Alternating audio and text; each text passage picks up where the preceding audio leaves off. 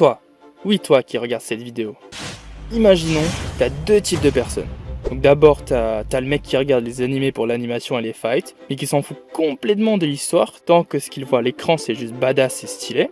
Ou bien t'as le genre de mec élitiste qui suranalyse tout en cherchant des symbolismes, des synecdoques et des dissonances visio-narratives. Tu sais, ce mec qui trouve qu'Evangelion et Berserk sont les meilleurs animés de tous les temps et pour qui tout autre avis est juste objectivement faux? Maintenant, dis-moi, toi tu es plutôt le premier ou le deuxième? Eh ben, si t'es aucun des deux, déjà, bravo, t'es quelqu'un de complètement normal, parce que faut se le dire, faut pas abuser non plus. Mais même si t'es dans un des deux cas cités précédemment, t'en fais pas. J'ai un truc parfait pour toi. L'animé que je vais te recommander aujourd'hui a beaucoup de chances de te plaire, quel que soit ton cas. Donc je t'invite à te poser confortablement, prendre un petit snack et te plonger dans ce que je vais te présenter par la suite.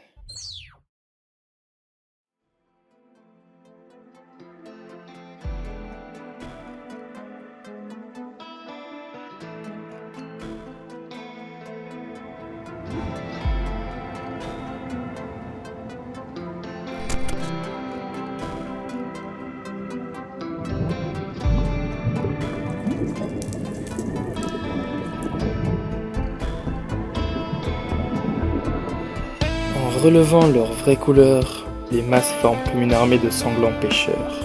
On peut y trouver des cœurs gentils, vivant innocemment leur vie, mais vainement parce que ce qui l'emporte au final, ce sont les sentiments vicieux, des sentiments qui se métamorphosent en esprits maudits, invisibles à l'œil nu, hantant tous ceux dont le cœur n'a toujours pas été perverti. Ainsi se forme ce cycle haineux.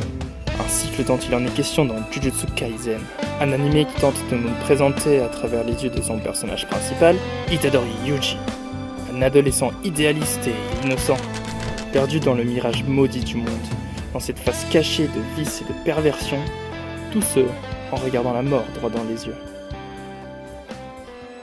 Pour revenir à nos moutons, Jujutsu Kaisen fait partie de la génération moderne, partageant sa place avec d'autres fameux shonen d'actualité, tels que Demon Slayer, Chainsaw Man ou encore My Hero Academia. Mais où il s'en distingue, c'est dans son exécution des messages, notamment par la caractérisation de personnages de qualité qui sont chargés d'illustrer par leur philosophie et traits principaux les messages que Gege, le mangaka, veut transmettre. En fait, si tu veux, c'est ultra efficace, parce que les personnages qu'il crée sont vraiment agréables. En général, tu finis par t'identifier avec au moins l'un d'entre eux. Et surtout, t'as l'impression que les persos principaux ont une super bonne synergie entre eux. En fait, ils se complémentent très bien.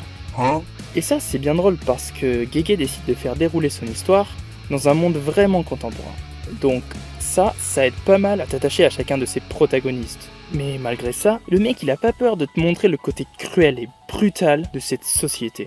Pour faire bref, Jujutsu te montre ce que deviendrait le monde dans lequel on vit si toutes les émotions négatives devenaient des monstres, des fléaux qui seraient alimentés par les foules et qui deviendraient d'autant plus puissants qu'il y a de haine dans le monde. Dès le tout premier épisode, on nous fait comprendre que ces personnages vont être perpétuellement exposés au deuil, d'où il en découle chez Itadori une problématique. Une problématique qui deviendra son fil conducteur tout le long de la série.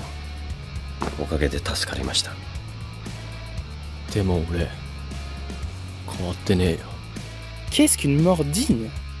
Et ironiquement, en parlant de dignité, on se rend compte d'un contraste vis-à-vis de comment est organisée cette société qu'on nous présente. Le monde te juge en fonction d'où tu proviens et de ce que tu hérites. Si tu n'es pas né avec des talents innés, on te considère comme un déchet, une faille sous les yeux de cette société.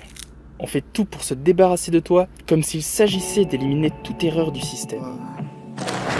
Et là c'est bien drôle parce que pendant que les shonen conventionnels rejettent cette idée de talent inné, leur maxime étant qu'on peut devenir les meilleurs de notre domaine par notre détermination et persévérance, on a Jujutsu Kaisen qui arrive et prend sa place à table et réplique « Nope ». On ne peut pas nier le fait que certains naissent avec plus d'avantages que d'autres. C'est juste comme ça en fait. Après oui, bien sûr que si tu exploites pas tes talents avec du travail personnel, tu seras forcément moins bon que celui qui l'a fait. D'ailleurs, c'est ce dont j'en parle dans ma vidéo sur le lock. Mais ici, on accepte le fait qu'il existe parfois une barrière infranchissable entre celui qui est né sans talent et celui qui a été doté de tout. Même si... Bon, voilà, je laisse ça comme ça. Enfin bref, c'est ainsi que cet animé vient casser plusieurs stéréotypes. Mais c'est pas pour autant qu'il s'en prive totalement. Il y a quand même du positif dans ceux-ci, s'ils sont utilisés intelligemment. On en a vu des preuves depuis la massification du shonen en Occident. Et du coup, Gege il a compris ça. Il a compris qu'il peut s'en servir à condition que ce soit à son avantage. C'est pas une formule qu'il faut copier-coller et par magie ça va rendre ton animé meilleur. Non, il y a quand même un côté de réflexion et de sélection. Tu choisis ce qui t'arrange et ce qui t'arrange pas, tu t'en débarrasses.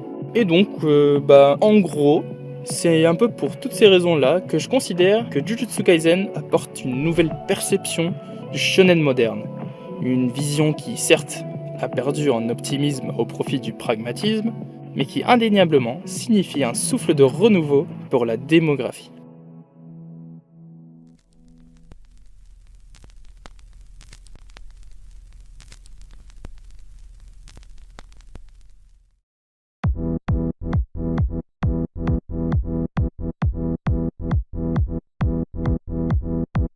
Que ce soit dans n'importe quel domaine artistique, l'action a toujours été un moyen efficace d'attirer l'attention des spectateurs. Et d'ailleurs, c'est pour ça que la démographie des shonen est la plus populaire. Mais dis-toi une chose, parmi ces centaines, voire milliers de scènes d'action génériques que tu peux trouver par exemple dans les films ou séries Netflix, quels seraient ces éléments qui transformeraient ces moments frénétiques en scènes mémorables ? Il est clair qu'il n'y a pas une seule réponse. Et réduire tout le travail cinématographique des scénaristes en quelques mots serait beaucoup trop simpliste. Donc je te propose de nous concentrer sur deux choses. Ces deux ingrédients qui, si tu y réfléchis bien, sont les plus importants à l'heure de créer ce type de scène. Ces éléments sont selon moi d'une part l'ingéniosité et d'autre part la dimension artistique. Donc d'abord, qu'est-ce que j'entends par ingéniosité ? Créativité et originalité ? Check. Cohérence avec les règles de son monde ? Check. Logique derrière chaque décision / move ? Check. Complexité des stratégies ? Check. Waifu ? Bon, maintenant pour ce qu'il en est de la dimension artistique, quoi de mieux que de vous laisser voir par vos propres yeux ?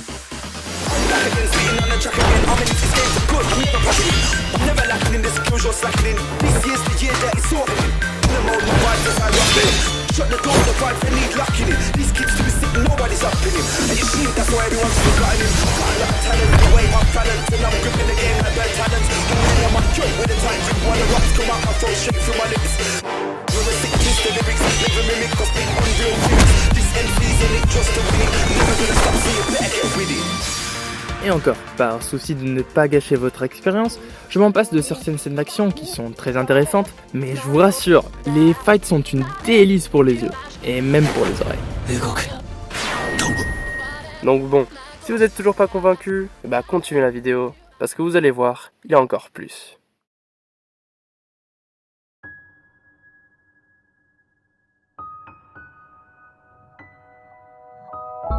Ce qui dans les premiers épisodes peut te donner un air d'une histoire adolescente et quasi utopiste, surtout vis-à-vis de l'intrigue, la motivation des persos et du décor qui les entoure, finit par se convertir en une histoire adulte, glauque et étonnamment sombre, pourvue de la revue où il est publié. Traitant des enjeux sociaux tels que l'inégalité des attentes sociales, l'hypocrisie de la bureaucratie capitaliste ou tout simplement la nature cruelle et odieuse des masses, le récit devient d'autant plus intéressant puisqu'il reflète une réalité masquée.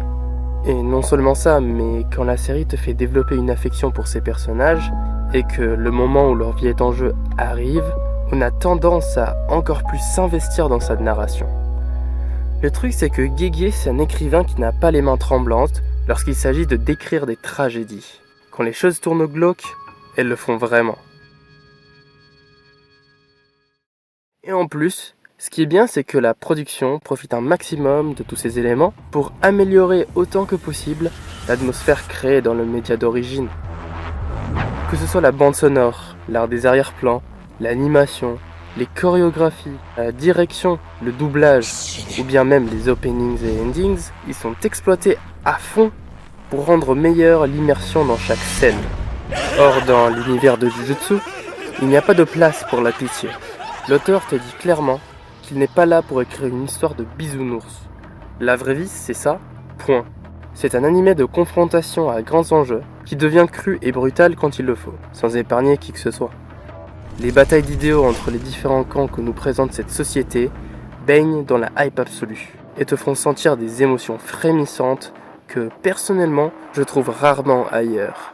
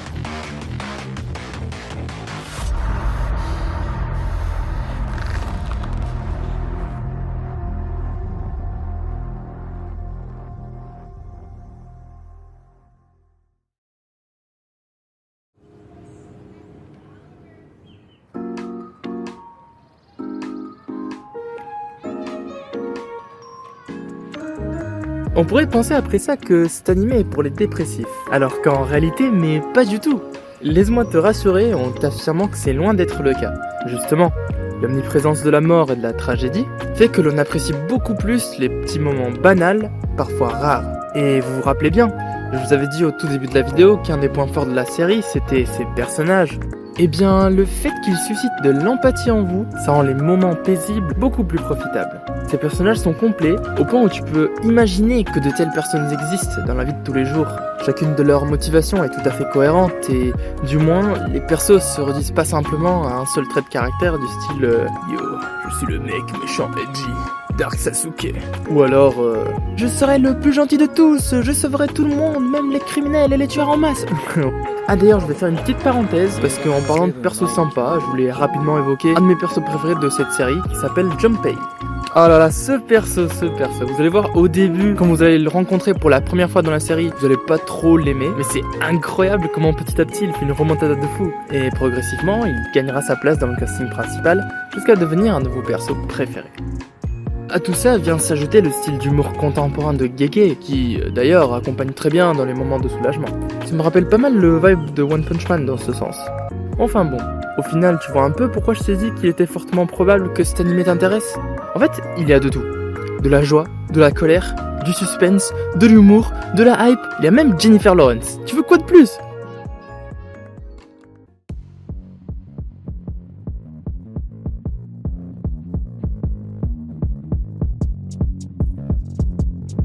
Jujutsu Kaisen, c'est un animé que personnellement je qualifierais de prise moule. Il présente des personnages bien travaillés au point d'être crédibles, devenir des personnalités. Il adopte et adapte la structure standard du shonen conventionnel dans un contexte plus moderne et surtout est très riche en sensations. Au point où littéralement tu peux dire que chaque épisode devient comme un sorte de cocktail d'émotions. C'est une expérience très complète, donc si tu hésites encore, qu'est-ce que tu fais ?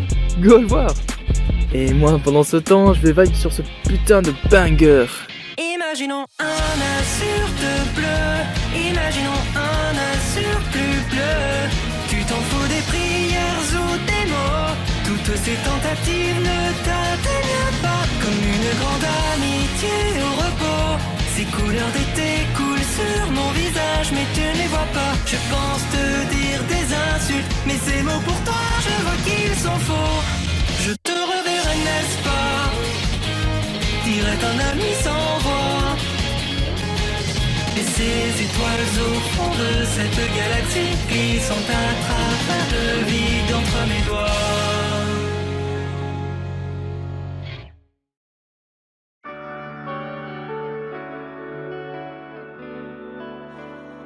Gojo sensei. Sensei も寝るんだな。当たり前でしょ。何言ってんのあんた。Gojo sensei。起きた。ちょっとその椅子高いやつでしょ。呼びつけといて居眠りしないでくださいよ。あ、クリ、次俺な。おい、おい早く。何笑ってんすか。ついてない。はい、どう言って。別に。